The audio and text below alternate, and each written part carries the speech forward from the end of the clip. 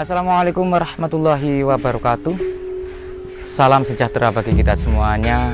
Om Swastiastu, salam kebajikan, namo buddhaya, rahayu, rahayu, rahayu.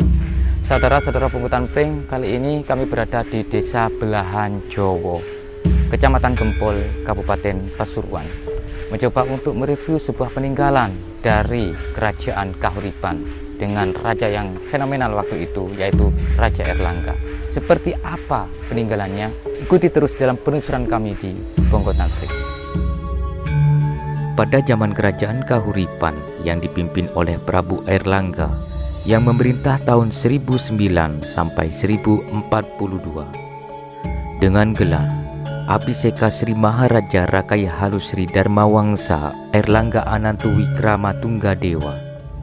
Setelah membagi dua kerajaan untuk kedua orang putranya dan dirasa telah memenuhi rasa keadilan, Airlangga mengundurkan diri, turun dari tahta keprabon, memilih kembali pada kehidupan semula sebagai seorang petapa dan berubah menjadi nama Resi Gentayu, dan beliau melinggih di Gua Selo Mangleng, sebelah barat Pura Penataran Agung Gili Suci, kembali pada kesucian mendekati kepada Sang Maha Agung hingga akhir hayatnya tahun 1049 Masehi, dan mendapat julukan Sang Prabu Apuspala Jatiningrat Maharaja Airlangga Bisekanira.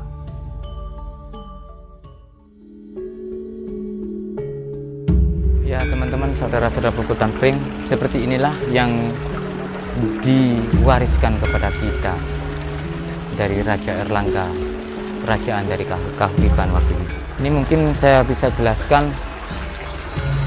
Di situ ada sebuah arca begitu, namanya Arca Dewi Sri, dan di sana yang mengeluarkan air. Nah, di situ ada Arca Dewi Lasmi.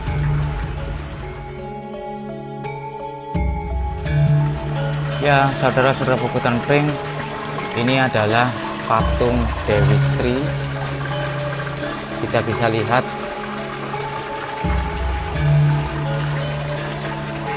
seni dari leluhur kita, seni pahat dari leluhur kita, saudara-saudara pungutan pring, dengan detailnya mereka memahat begitu ya, seperti ini. Motif-motifnya kalung ya.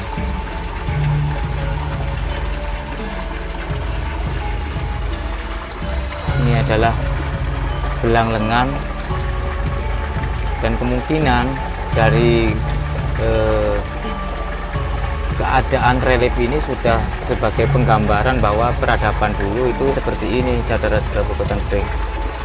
Jadi mereka memakai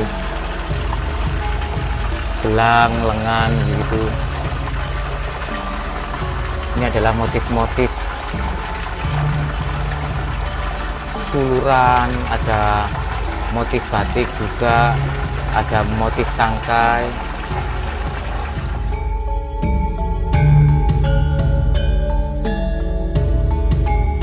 Situs Sumber Tetek ini banyak sekali diminati oleh pengunjung, yang salah satunya adalah untuk mengambil air ya, karena dikabarkan bahwa air yang ada di sini itu manfaatnya untuk awet muda. Jadi kebanyakan pengunjung-pengunjung yang datang ke sini dengan memanfaatkan air itu, dan juga ada yang dibawa pulang begitu. Kadar air yang di sini teman-teman sama atau menyerupai seperti air yang berada di Petirtaan Jolotundo. Kita ketahui bahwa Petirtaan Jolotundo merupakan air kedua yang terbaik di dunia setelahnya air Zam-Zam. Pada zaman Kerajaan Kahuripan yang dipimpin oleh Prabu Airlangga yang memerintah tahun 1009 sampai 1042 dengan gelar Abhiseka Sri Maharaja Rakaya Halu Sri Dharmawangsa Airlangga Anantu Wikrama Tunggadewa, mempunyai seorang penasehat yang sangat sakti yang bernama Empu Barada.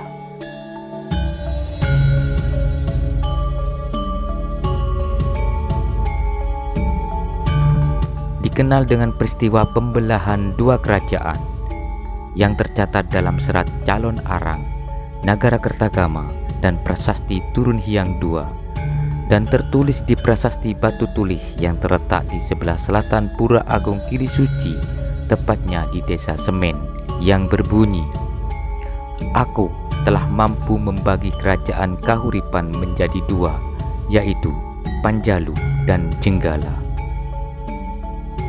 Dikisahkan, Empu Baradah terbang sambil mengucurkan air kendi.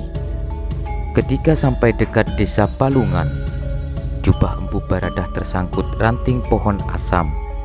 Ia marah dan mengutuk pohon asam tersebut menjadi kerdil.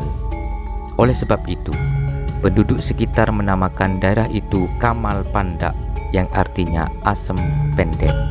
Desa Kamal Pandak pada zaman Majapahit menjadi lokasi pendirian Pratna Paramita Puri, yaitu Candi Pendarmaan Arwah Gayatri, istri Raden Wijaya.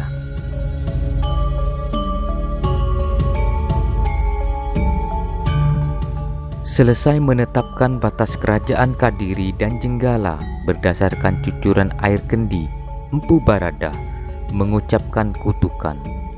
Barang siapa berani melanggar batas tersebut, hidupnya akan mengalami kesialan. Menurut Prasasti Mahakopiah yang diterbitkan Kertanegara Raja Singosari tahun 1289, kutukan Empu Baradah sudah tawar berkat usaha Wisnuwardana menyatukan kedua wilayah tersebut. Maka terciptalah dua kerajaan baru.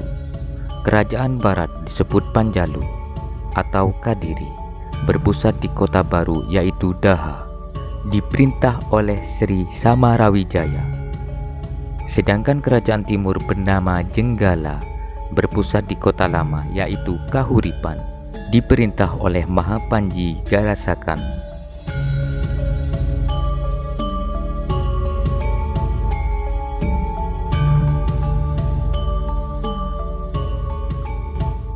Nagarakertagama juga menyebutkan Empu Baradah adalah pendeta Buddha yang mendapat anugerah tanah desa Lemah Citra atau Lemah Tulis. Berita ini cukup unik karena ia bisa menjadi guru spiritual Erlangga yang menganut agama Hindu Wisnu.